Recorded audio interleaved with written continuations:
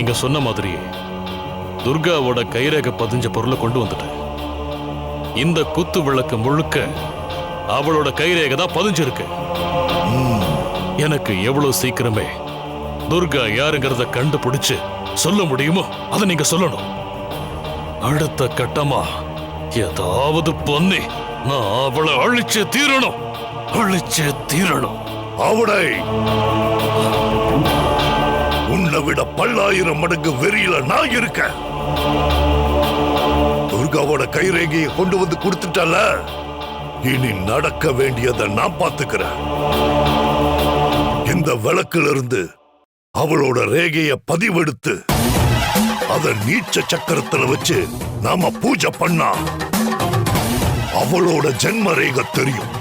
அது மூலமா துர்காவோட சரித்திரத்தையே நாம தெரிஞ்சுக்க முடியும்.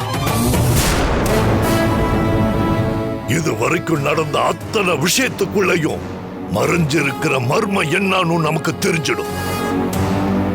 பூஜை முடிஞ்சதும் நானே உனக்கு போன் பண்றேன். இப்ப நீ தைரியமா கிளம்பிப்போ. இல்ல அவடை ஐயா, நம்பிக்கையோட போ.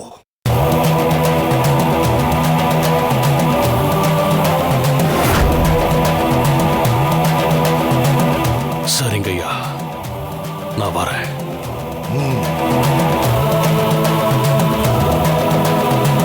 ஓ,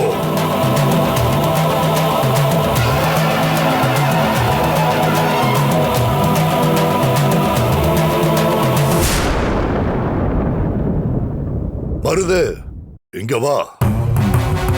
ஐயா சொல்லுங்கய்யா.